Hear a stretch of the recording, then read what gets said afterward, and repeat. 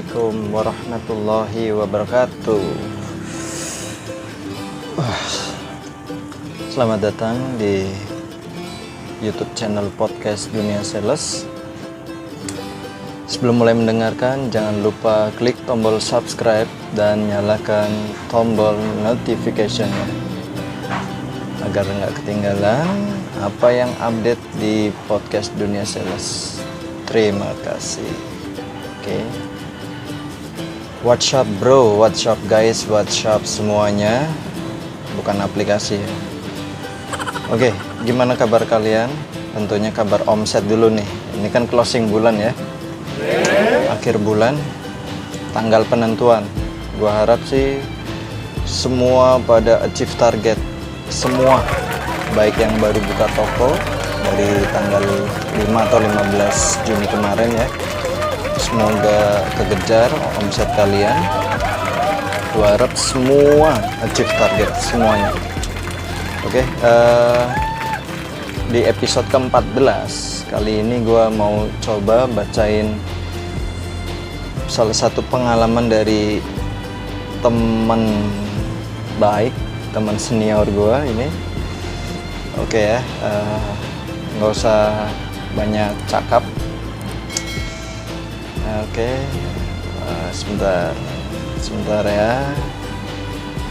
Oke, ini salah satu dari pengalaman teman-teman gue itu ya.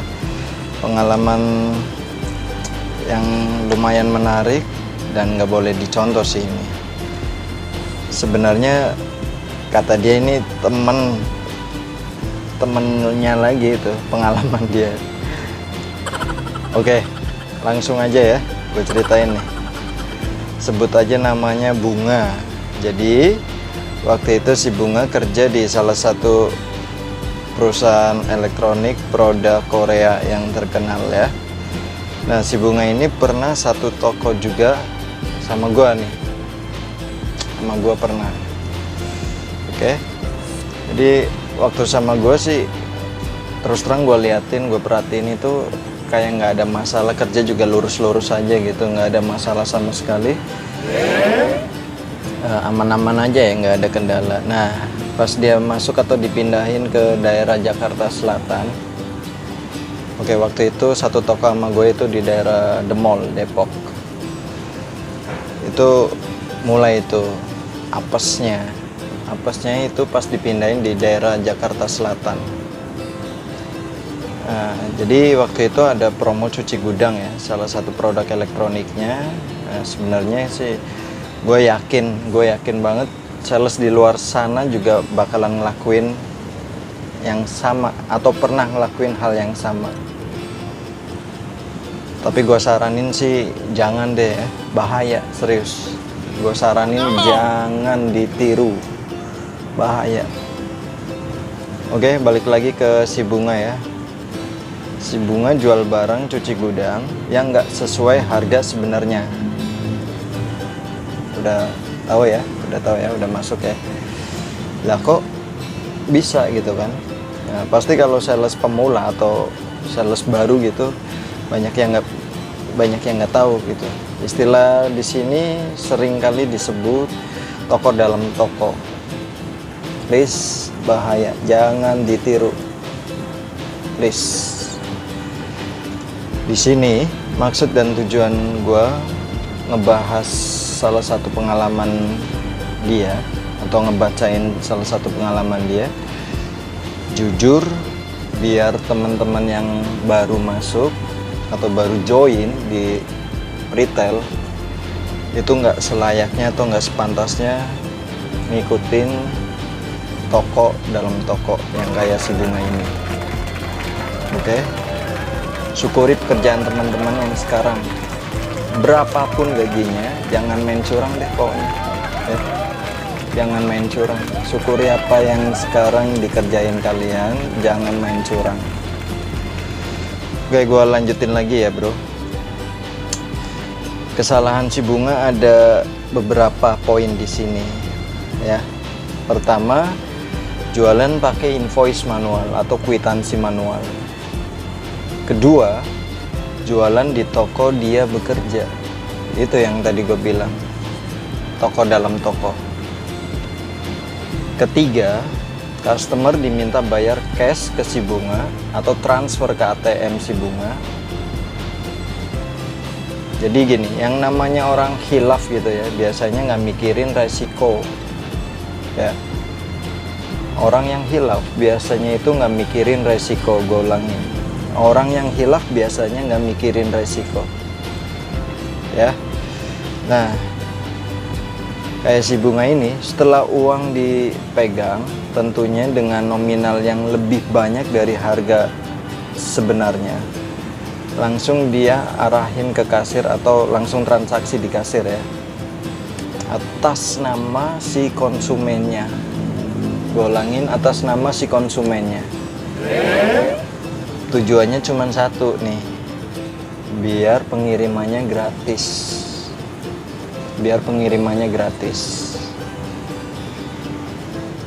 Tapi nggak sampai di situ masalahnya ya. Semua transaksi yang dilakukan di meja kasir pasti nge-link ke email dan nomor HP ya. Kayak contoh nih, gue contohin nih, gue belanja USB yang senilai contoh 50.000 atas nama gue, Justin misalnya, dengan nomor telepon 08000000 ya. Setelah gue transaksi, dapat tuh pemberitahuan, terima kasih Anda telah berbelanja bla bla bla bla bla gitu ya, USB senilai 50.000 gitu. Ngerti ya sampai sini ya? Ngerti kan? Nah, gue lanjutin nih. Setelah si Bunga selesai transaksinya, dia kaget, nggak kebayang sama sekali, dia kaget dapat telepon langsung dari bapaknya. Si bapak itu bilang dapat email dan dapat SMS dari tokonya si Bunga. Kenapa harganya bisa lebih murah? Kebayang reaksinya? Teman-teman kebayang? Kebayang kan?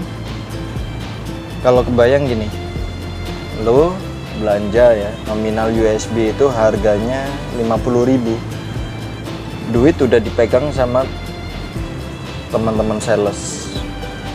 Nah, harganya itu ternyata sebenarnya itu 30.000.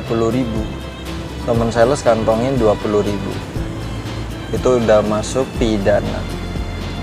Jadi gue bacain atau gue bawain podcast ini tujuannya itu biar gimana ya? Gue nggak ada tujuan atau maksud ngejelekin siapapun di sini. Gue pengen kerja jujur aja. Kerja jujur, nggak main kecurangan kayak si Bunga ini.